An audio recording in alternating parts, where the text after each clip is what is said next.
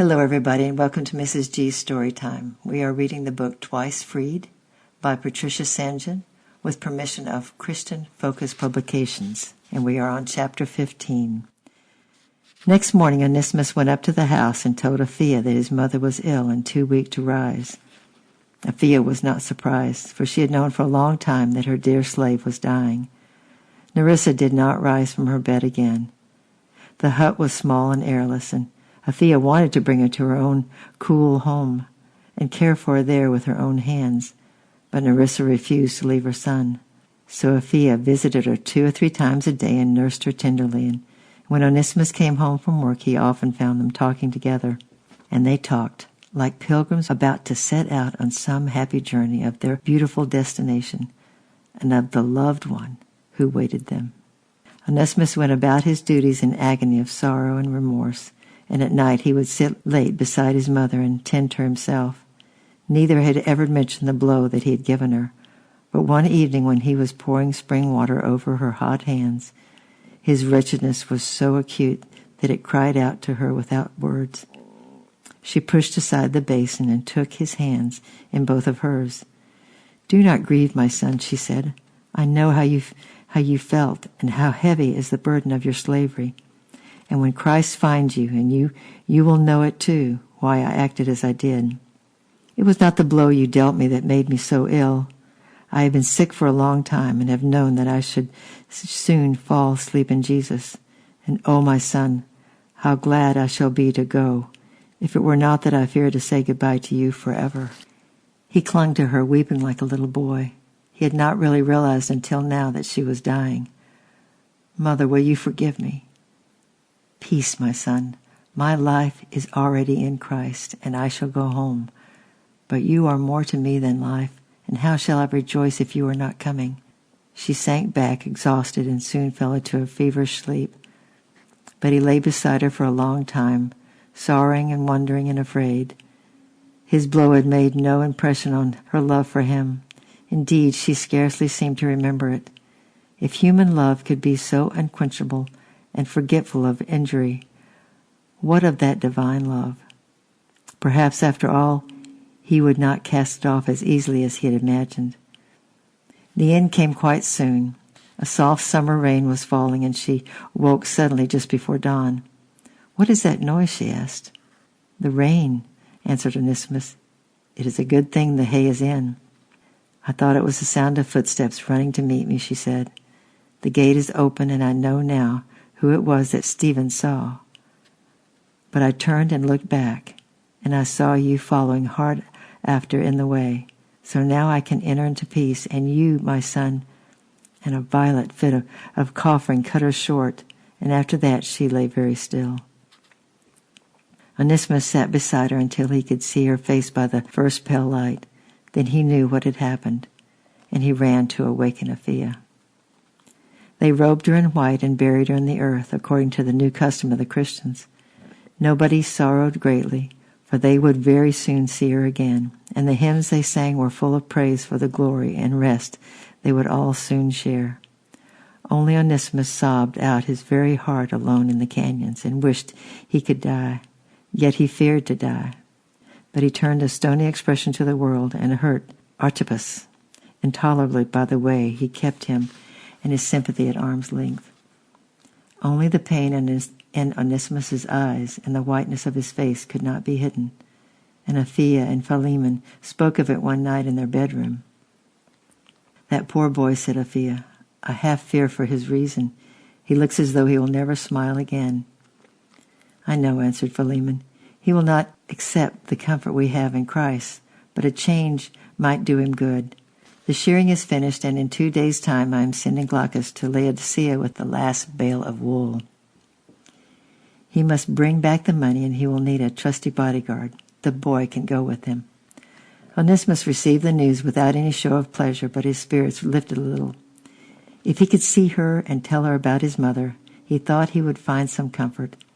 It was most likely that he would see her, for the warehouse was in the middle of the city, and her house was in the outskirts, and Glaucus could no doubt keep a sharp eye on him.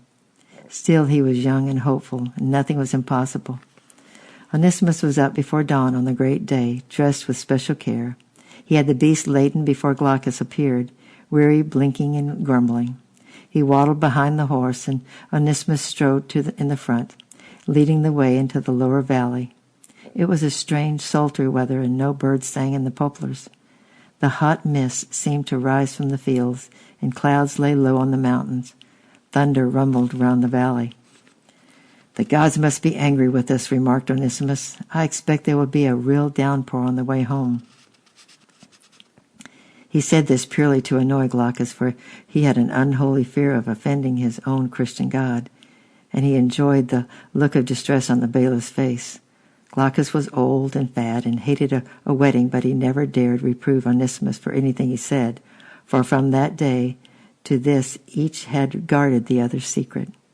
They paused for a hasty meal outside the city, but it was not long, for the weather was getting more and more strange. The sky was a smoke red like some weird lost sunset, and although it was only after midday, the streets were almost empty, for the air in the city was oppressive, and most of the people were indoors taking a siesta. Glaucus, panting and perspiring and glancing at the sky, was very unhappy indeed. "Go and have a rest, Master Bailiff," said Onesimus. "Do your business with Master Polemon, and then spread out the bale in the warehouse courtyard and have a sleep. I will wander about the city for an hour or so and come back in time to reach home before dark. The evenings are long and light, and there's no need to hurry." "This evening will not be as other evenings," said the old man nervously. No, stay beside me, young man, and let us start home as soon as we possibly can. This is sick, unhealthy weather, and I fear a storm." They reached the warehouse just in time, for Polemon was about to go home for dinner. He greeted them somewhat contemptuously, for he thought anyone connected with Philemon the Christian must be a fool. But in money matters Glaucus was no fool, and he watched keenly as the wool was weighed and the payment was calculated and counted and recounted. But at last they were all out in the street, bowing farewell to each other. Glaucus impatient to be off, Onesimus frantically seeking some excuse to stay. And it was then they felt the first tremor. It was a small one, but they all knew what it meant. Earthquakes were common in the Lacus Valley. Already white-faced people were pouring out from the doors of their houses, and the voices of women screaming for their children were heard within, and on all lips were the same cry: "Make for the open spaces! Make for the market! Keep clear of the houses!" Glaucus fled, for it was amazing that anyone so old and fat could run so fast. Onesimus seized the horse's bridle and dragged him winning towards the central of the market. Polemon stood hesitating in the agony of indecision, and then came the second, stronger tremor. The big houses shuddered and righted themselves. 2 or 3 of the smaller ones fell in like a pack of cards. Onesimus turned to see whether Polemon was following, and saw him dash back into the warehouse, crying like a man possessed, "My gold! My gold! O ye gods, spare my gold!" Then came the third, last, mighty tremor, and the whole city began to collapse like a rumble and crash around the fugitives in the market square. The warehouse had suddenly disappeared, and in its place stood a great heap of stone and brick. Onesimus shuddered as he thought of Master Polemon lying far below the stone and plaster, clutching his gold with his dead hands. But his mind was concerned neither with Polemon nor with Glaucus, trembling and gasping in the middle of the market, nor with his own safety. The big houses on the circumference of the town were less damaged than those in the center, and she might well be safe. But whether she was above ground or under the rubble, he must reach her at once. His own life was of little account. In fact, his heart leapt at the thought of laying it down for her sake. He slipped the horse's halter over a post and struck out for the Heretopolis gate. He knew the way well, for he had trodden it so often in his imagination, but even so it was hard going. Whole streets were blocked, and people knelt on the rubble, weeping and calling out on the gods as they scrambled with their hands. In the places where great pillars swayed unsteadily, and the townsfolk were swaying to the gates to take refuge in the meadows and the hills.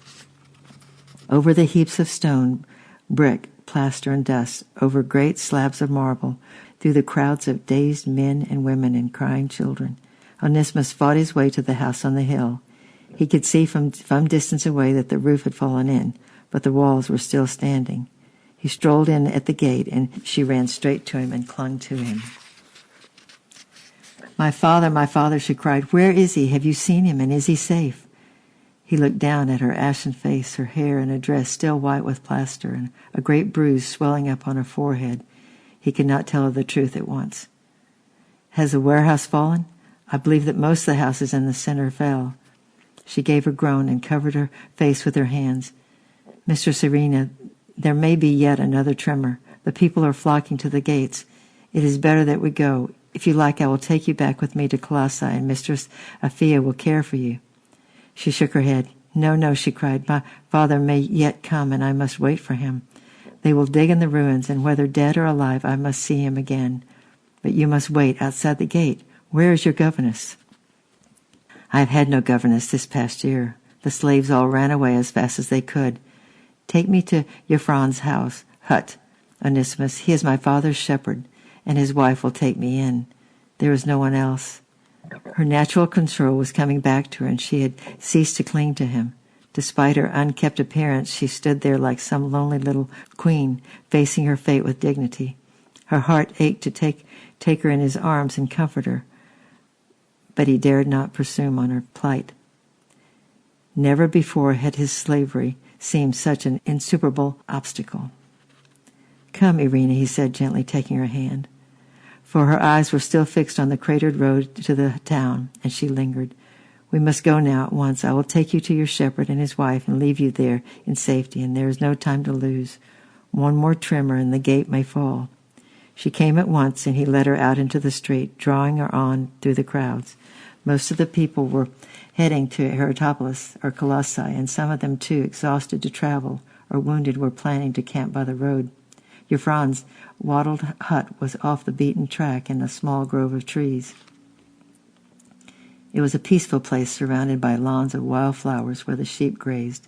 The tremors had barely shaken the hidden valley, but Euphron and his wife Antonia were already climbing the slopes towards the town, and Irina, letting go of Onesimus' hands, ran straight into the old woman's arms, weeping. My father, she sobbed, the warehouse has fallen, and I think he is dead. Then you shall come with us, little mistress, and be our daughter until the day when we can restore you to your inheritance. See, I will take you back to our house where you can rest, and Euphron, you go to the town and seek further news of Master Polemon. And whether you find homeless or motherless little ones, bring them here, and we shall shelter them for Christ's sake. She turned back and led Irina into the hut. It was clean and cool, strewed with rushes, and Antonia laid her on the straw pallet and brought her milk and bathed her bruise, and comforted her as one comforts a little lost child. And then as the old woman turned, she noticed Onesimus lingering in the doorway. She looked at Irina questionably, and as she did so, she traced a swift sign with her finger on the pillow, and Irina almost impeccably shook her head. Come in, boy, said Antonio kindly. Sit and rest a while and tell us more of the disaster. You yourself look white and shaken. Are you a citizen of Laodicea, and has your home fallen? Onesimus ran to the doorway and told them all he knew, except that Polemon had died trying to rescue his gold. He had not the heart to tell them that. It would come to light soon enough. And now, what next? There's nothing to stay for. Irina was safe. Euphron would soon return with a collection of howling dwarfs and orphans. Antonia had gone to the well to fetch fresh water, and he and Irina were alone. Well, I had better go, he said, rising and going over to the pallet where she lay. He gave her his hand and the gold greeting, Goodbye, little Mistress Irina, we shall meet again. She looked up, arrested, and a faint color tinged her white cheeks. He had come to her, stood by her like a rock in the storm, and she suddenly realized that when the ceiling had crashed on her, she had fled out alone into the garden and found herself forsaken. She had known he would come, and having found him, she had known she was safe. She wanted him to stay forever, but she was 14 now, and it would be unmaidenly to say so. So she just held his hand in both of hers and said, Thank you, Onesimus. I knew you would come, and we shall meet again. He let go of her hand and stumbled out into the early evening, his blood thundering in his eyes, smarting, and a mighty resolve growing in his heart. So she had known he would come. She had not forgotten. In her terror and fear of death, she had remembered him and known that he would come. Now nothing shall stand in his way. He would go away now tonight and never return until he could walk through those gates of Laodicea as a free man and claim her. The city was strangely quiet apart from the pitiful little groups tearing at the stones and rubble with bleeding hands, while slaves dug frantically beside them. The lower streets were partly flooded by fountains and sewers, and a sour smell hung over everything. Onesimus found Glaucus and his horse still standing in the middle of the market, as the old man had been too afraid to move. He was very angry with Onesimus, and as usual he dared not show it. "Come, come," cried Glaucus, his teeth still chattering so he could hardly speak. "It's high time we started for Colossae. The night will overtake us before we reach the upper plain."